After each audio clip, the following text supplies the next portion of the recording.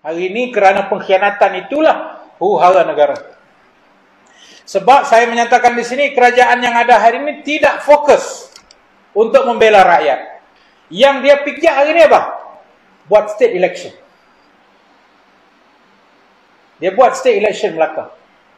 Sekarang dia buat state election Johor.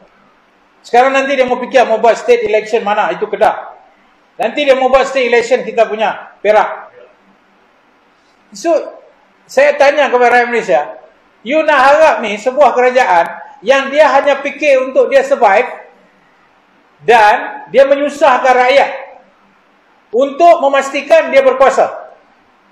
So, orang tak kata dia pengkhianat. Can you accept such a government? Kita tak boleh accept kerajaan macam ni. Okey. Pakatan Harapan stand. Let it be known to all the public. Now listen to us. Kita ambil satu sikap yang melihat kepentingan negara dan kestabilan politik lebih utama daripada rasa sakit hati kita dirampas di tengah jalan. Dua orang ingat, kita sudah syok jadi kerajaan. Bukan kita tipu, jadi baik-baik betul punya. Tiba-tiba kena halau keluar, apa you rasa?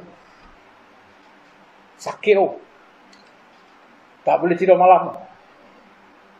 Tapi Pakatan Harapan leaders, we come to our sense, not our emotion, that the nation, country, negara ini lebih dahulu. Kita tak mau berentak, bergaduh. Kita letakkan kestabilan politik itu sebagai yang utama. We have tried to gain back the mandate, but with God's will, we didn't make it. So apa nak buat? Kita come into the realization that we need to create a stable political environment. Sebab itulah kita kata, ayo kita tumpukan kepada kestabilan politik. Bela rakyat. Tapi kita minta kepada kerajaan dengan syarat. Syarat itu mana apa yang kita mahu. Kestabilan ini, it's not for free.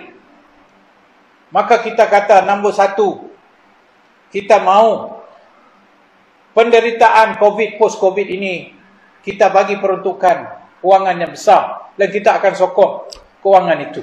Sebab kita bukan kerajaan. Kedua, kita kata, nak stabil politik. Kita kata, number one, the most important thing to stabilize the political environment and for the future undertaking of a stable government is kita tuntut supaya akta anti lompat parti dikuatkuasakan dan diundangkan di parlimen. Bukankah ini rakyat yang minta? Rakyat yang sudah meluat dengan kata-kata lompat ini. Dan kita tahu apa yang berlaku di Perak. Dia berlaku kepada DAP, dia berlaku kepada PKR, dia berlaku kepada parti saya. Apa jaminan ke depan tidak akan berlaku lagi perkara ini sehingga menyebabkan, macam saya katalah, dalam tak sampai 1 penggal 3 Perdana Menteri. Main-main dah. Bila you nak fokus kepada rakyat, sudah bagi, mula kita sudah pegang, sudah bagus, tarik sokongan, lompat, jatuh, naik, ini Mahyudin. Sudah baru mau duduk, berapa, mau sikit, mau seronok, mau kasih baik semua, lagi kena tarik jatuh lagi. Naik Pak Long Sabri, Ismail Sabri. Dia punya keluarga Malaysia dia. Kita sudah cakap keluarga Malaysia ini sudah lama lah.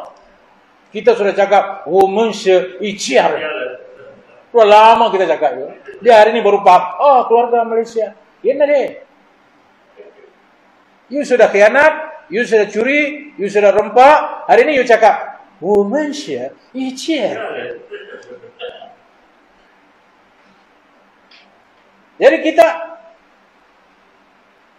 tukar kerajaan tak stabil. So kita kata untuk masa depan kita nak selesai masalah, salah satunya ialah ada undang-undang. then we say it is a stable environment. Yang kedua, kita kata, okey, wakil rakyat yang didiskriminasikan. Saya jadi MP Paria-Unta dah 2 penggal dengan izin Allah juga. Tapi saya tak dapat peruntukan. Campur penggal ketiga, nasib baik jadi kerajaan. Itu pun baru syok 22 bulan orang curi. Habis hilang peruntukan. So kita kata, ini peruntukan bukan masuk akaun YB Siva, bukan masuk akaun Dr. Mujahid. Dia masuk akaun pusat khidmat, dia masuk ICU. Semua projek adalah telus. So kita nak bagi bantuan, semua ikut prosedur. That's all we are asking. Ini adalah dulu, kalau you pembangkang, sorry, terima kasih. Oh, apa pasal kita sudah tanya parlimen itu hari. Apa pasal dia tak kasih sama kita? Oh, dia kata, pasal apa awak mau kasih sama you? You kasih sama you, you bagi lagi kita lagi rosak lagi, you fitnah kita, you apa. It's not the issue. Isu dia ialah kita nak bela rakyat. Okey, kalau you bagi kita peruntukan untuk rakyat dapat semua, itu stabil politik. Yang ketiga, kita kata parliamentary reform.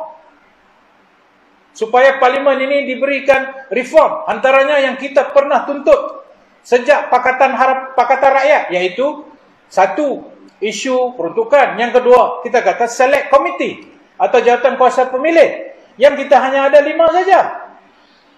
So kita kata kita mau lebih untuk bincang demokrasi, untuk bincang ekonomi, untuk bincang wanita, untuk bincang itu, untuk bincang ini.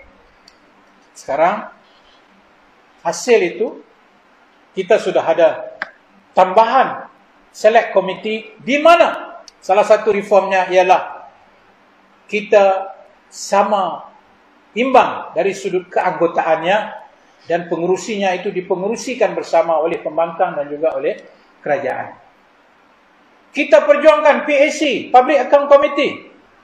Pengurusinya biarlah daripada pembangkang, supaya dia lebih telus. Dan waktu kita jadi kerajaan, salah satu kita punya kejayaan adalah kita telah memberikan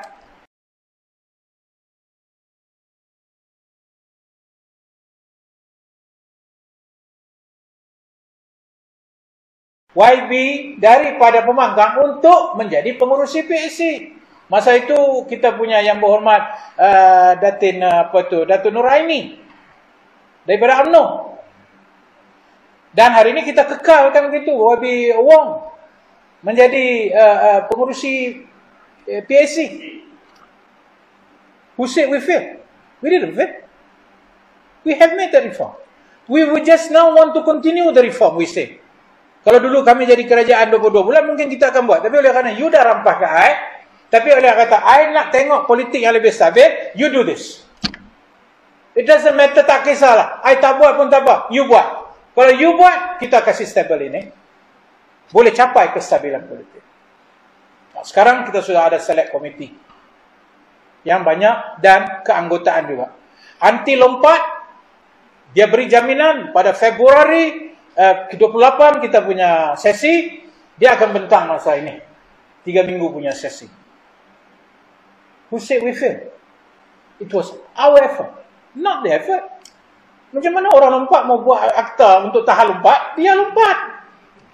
Oleh kerana kita tak lompat, kita memperkenalkan, mendesak supaya akta yang dibuat, dan dia bersetuju sebagai syarat untuk kita menjadikan kestabilan politik itu, ada dia punya syarat-syarat supaya negara ini stabil. Jadi saudara-saudara, saya telah berhujah tadi, saya tanya balik, di mana yang kita gagal? Kita tidak gagal. Walaupun kita dirampas, cita-cita kita nak stabilkan politik, kita sudah sampai kepada satu persefahaman. Dan orang tak boleh kata, oh persefahaman ini bila berlaku korupsi, bila berlaku rasuah, kita diam. Ini pun saya nak bagi betul. Mana ada kita diam satu saat ketika kita tahu ada isu-isu korupsi. Saya bagi contoh, isu Pandora Paper. Pergi cek tengok. Ketua pembangkang dan semua ahli parlimen tuntut supaya diadakan satu perbincangan khas kerana ia melibatkan pemimpin-pemimpin negara. Soal betul tak betul itu nombor 2. Tapi bincanglah. Itu pun you tak boleh buat, you apa ni orang? I'm not saying yang nama-nama itu semua bersalah. I'm saying ini ada isu integriti. I'm saying mungkin ke depan kita akan hadapi masalah yang sama. Let us discuss as a member of parliament. So, saya bagi warning sama semua orang. Jangan kata kerana kita punya persepahaman ini, Pakatan Harapan diam dalam isu-isu rasuah. Itu pembohongan yang paling besar. Kita tidak boleh kompromi sama sekali. Isu-isu integriti, isu-isu rasuah, kerana itu komitmen Pakatan Harapan. Dulu, kini dan selamanya. Macam bunyi UMNO.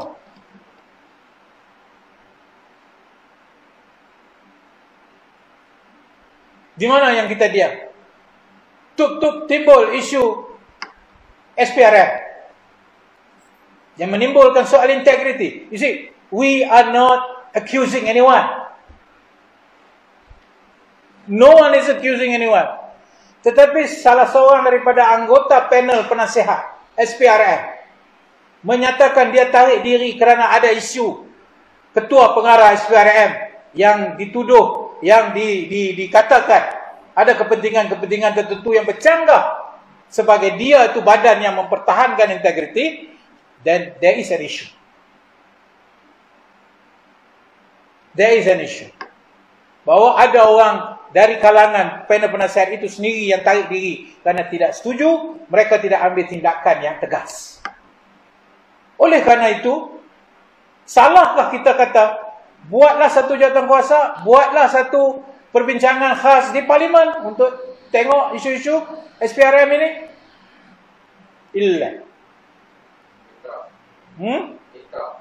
Isu mitra untuk masyarakat India yang diperuntukkan bukan sikit.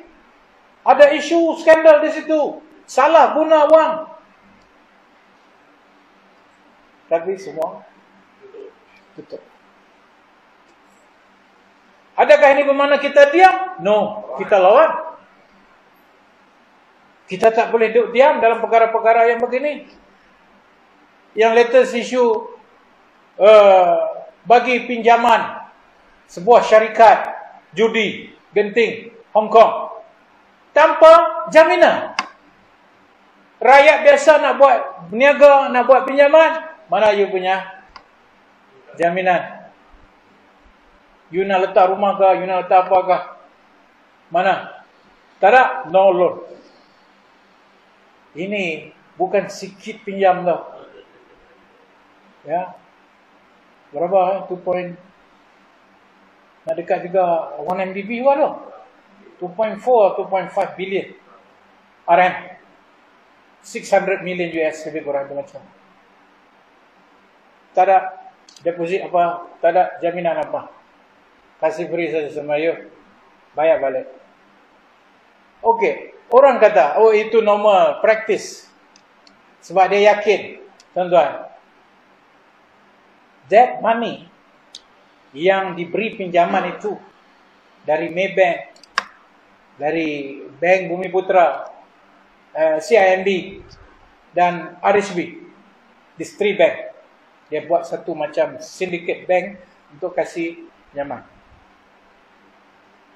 Saham yang dimiliki, antara yang besar dimiliki dalam ketiga bank ini, semua ada kepentingan kerajaan. PNB yang ada kepentingan, KWSP yang ada kepentingan, KUAP yang ada kepentingan. Saya mempersoalkan ketika kamu meluluskan itu di peringkat ahli lembaga pengarah, mesti ada wakil ini semua. Why you did not speak? Inilah duit rakyat yang you duk carom KWSP itu. Ini yang kita duk tanya, yang susah nak buat keluar duit ni mungkin sebab mereka tersangkut.